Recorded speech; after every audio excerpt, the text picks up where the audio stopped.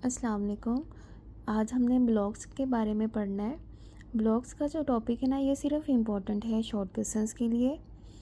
अगर हम last year की बात करें, वो स्मार्ट सिलेबस में ये कट है, ब्लॉग्स वाला पोर्शन भी नहीं है, फैमिलीज़ भी नहीं है, metals, non metals, modern periodic table, historical background, ये सारी चीज़ें मिस थी। तो आप उससे अंदाज़ा लगा सकते हैं उसमें कट किया हुआ है, तो ये इतना ज़्यादा पोर्शन इम्पोर्टेंट नहीं है, सिर्फ शॉर्ट या MCQ आ सकते हैं। लेकिन फिर भी जो फाइनल पेपर था उसमें कुछ MCQ वगैरह ऐसे थे जो स्मार्ट सिलेबस के अकॉर्डिंग आए हुए थे।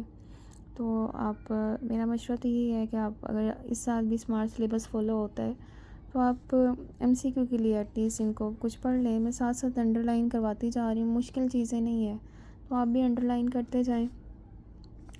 पहला हमारे पास है blocks in modern periodic table.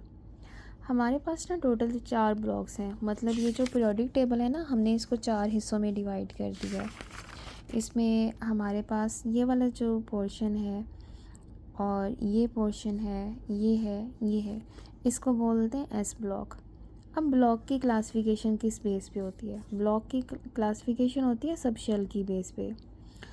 मतलब आप इसको ऐसे याद रखें, जैसे हाइड्रोजन है, हाइड्रोजन में एक इलेक्ट्रॉन होता है, इसकी कन्फिग्रेशन होती है 1s1। इसका आखिरी इलेक्ट्रॉन किस सब शेल में जा रहा है? S में जा रहा है, तो इसलिए ये कहलाएंगे S ब्लॉक। मतलब S ब्लॉक में वो तमाम एलिमेंट्स आएंगे जिनका आखिरी इलेक्ट्रॉन S सब शेल में जाएगा। P ब्लॉक्स वो एलिमेंट होते हैं जिनका आखिरी इलेक्ट्रॉन P में जाता है। जैसे आप एग्ज़ाम्पल ले लें नाइट्रोजन की। नाइट्रोजन का एटॉमिक नंबर कितना होता है? 7 होता है। इसकी कन्फिग्रेशन कर लें, 1s में 2, 2s में 2 और 2p में कितने जा रहे हैं? 3 जा रहे हैं। आखिरी इलेक्ट्रॉन किस में जा रहा है? p सब शेल में जा रहा है, इसलिए इसकी कन्फिग्रेशन जो है p पे ख़त्म हो रही है, इसलिए इसको p ब्लॉक रख दिया है। मतलब p ब्लॉक के अंदर जितने भी एलिमेंट्स होंगे उन सब का आखिरी इलेक्ट्रॉन p सब शेल में होगा। d वालों का सेम केस है और f वालों का भी ऐसे ही है। फर्स्ट ग्रुप, सेकंड ग्रुप, ये कहलाते हैं S ब्लॉक। ये फर्स्ट वाले होते हैं अल्कली मेटल, ये होते हैं अल्कलाइन। सेंटर वाला पोर्शन जो है वो सारा D ब्लॉक है, इसे ट्रांजिशन एलिमेंट भी बोलते हैं, ठीक है। और इसके बाद यहाँ से 13 से लेके 18 तक ये सारे क्या होते हैं?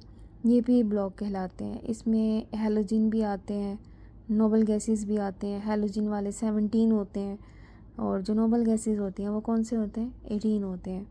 F ब्लॉक जो है इसको एक्टिनाइड, लेंथेनाइड्स बोलते हैं। ये जो इसका पहली सीरीज़ है वो लेंथेनाइड्स होती है और अगली सीरीज़ क्या होती है? एक्टिनाइड्स। ये क्या चीज़ें होती हैं? वो जैसे जैसे आप केमिस्ट्री पढ़ते जाएंगे, चैप्टर नंबर 1 में ही ये सारी चीज़ें आ जाएंगी, वहाँ पे हम डिटेल से पढ़ लेंगे। अब है कि ये जो ब्लॉक्स हैं ना, उनका फ़ायदा क्या है? ब्लॉक्स हमें एलिमेंट्स की कैरेक्टरिस्टिक्स, उनकी केमिकल रिएक्टिविटी, उनकी ऑक्सीडेशन स्टेट्स वगैरह का, उनकी इलेक्ट्रोनेगेटिविटी क्या है, उनकी आयोनाइजेशन एनर्जी क्या है, इलेक्ट्रॉन्स को कैसे फिल करना है, उन तमाम की स्टडी करते हैं। क्योंकि ये तमाम चीज़ें ना, ये सब शेल और इसमें मौजूद इलेक्ट्रॉन्स की तादाद पे डिपेंड कर रही होती हैं। इसलिए अगर हम किसी शेल के आखिरी इलेक्ट्रॉन्स को पढ़ेंगे तो इसका मतलब है हम सब शेल्स की स्टडी कर रहे हैं, सब शेल्स की स्टडी कर रहे हैं, तो इसका मतलब हम ब्लॉक्स की स्टडी कर रहे हैं। तो इससे हमें काफ़ी इन्फॉर्मेशन मिलती है। तो आज के लिए बस इतना ही। अपना बहुत सारा ख्याल रखें।